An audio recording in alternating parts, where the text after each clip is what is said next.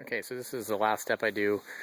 Got a bunch of the chicken carcasses. For some of them we take just chicken breasts or hindquarters, and so a lot of these are just wing tips and spines, that kind of stuff. And what I'll do is just make some chicken broth and then we can it. Get some onions, celery, carrots in there. I'll put them in this bag, which the vegetables, that is. It's a brewery hot bag, but it'll work for this. Got a little mesh thing that I can put in the bottom of my kettle. Use the same kettle I did for all the scalding. And I'm going to put that down there in the bottom to hopefully keep any chunks from coming through. And when I fill this vegetable bag up, I'll put that on top of it, and I'll load some carcasses. So I'll show you what it looks like in just a sec. So I got all the veggies put into this bag. And we're going to come back over to our kettle. And we're going to put them right over that wire chunk. And what we're doing that is that's going to be kind of a secondary filter, so when they're draining out the bottom, it strains out as much as possible for our broth to be clear. So we're going to stack some chickens in next.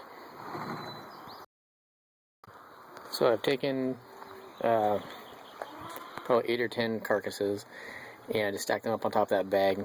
The rest of them I'll just pour in, but this way I know that they're all stacked in the right, which will help once again once we start draining, because the way this pot is set up is that it has a valve down here that I can drain everything out, and it's actually really convenient for filling the jars before they go in the canner.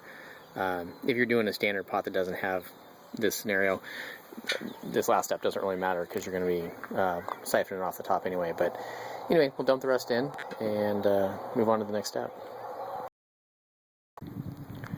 So I've added all the chicken carcasses. I don't know, about 3/4 full, maybe a little more than that. And what I'm going to do is I'm going to bring the water level just basically above where the chickens are. And then I'm going to turn on my burner. And I'll end up letting this go overnight. So it'll end up being 15, 16 hours. And then we'll pressure cook it and can it tomorrow. Got our fire going. Got it all covered with water. I'm actually going to put a lid on this.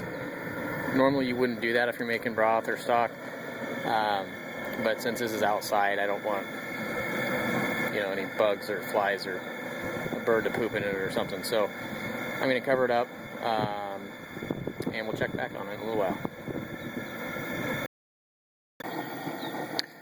Right, so we've been on a boil for about 2 hours. Not boil, really, just a very actually light simmer, barely bubbling. And what we're going to do next is add some garlic, just whole cloves of garlic. I usually do this a little bit later. For some reason it gets a little bit better garlic flavor if you don't put it in with the other vegetables. I'm not really sure why, but let's pour some of those in on top.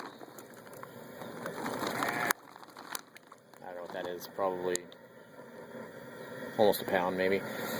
Anyway, this is going to keep kind of stewing, and like I said, it'll go all the way till tomorrow, so that's where it's at right now.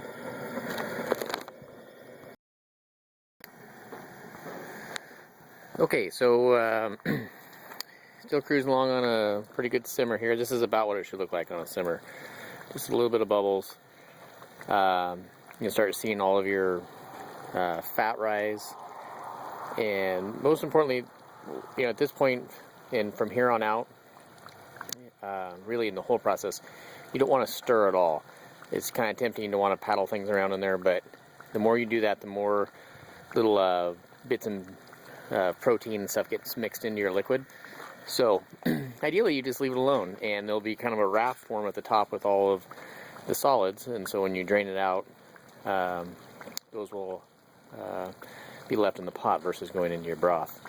If you're not draining it from the bottom, you can do a couple different things. You can cool it all the way down, and that cap will form a fat cap, and all that stuff will stick to it, and then you can process it after that. But if you have the ability to drain it out of the bottom, it's a nice way to go. So anyway, that's it for tonight. We'll take a look at her in the morning.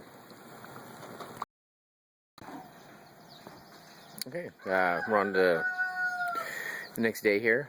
And the last thing we're going to add, this is, I don't know, probably that's 2 cups of kosher salt. You can see what it did overnight. Pour this in. And I always do that later just because it messes with your boiling temperature. We'll give this another half hour for that all to get dissolved in. And we'll be ready to can. Alright, so we're getting ready to get some jars loaded. Just took this strainer, put some, it's actually a ham sock, but cheesecloth basically, multiple layers of it. I'm going to pour into a couple pitchers, and then we'll go into the jars and put on lids and rings. Okay, so we're filling the jars, just run them through that strainer, one pitcher at a time. Alright, got our canners loaded, got 4 of them rocking. It's 10 pounds of pressure, 25 minutes per quart, and we'll do several batches. So we're all done. Ended up with about 20 gallons in quarts. Came out really good. Flavor's good, color's good. So really happy with it. So that'll be used in all kinds of stuff, soups and sauces and everything else. So that'll be the end of this series, and thanks again for watching and all the comments on it. Have a good one.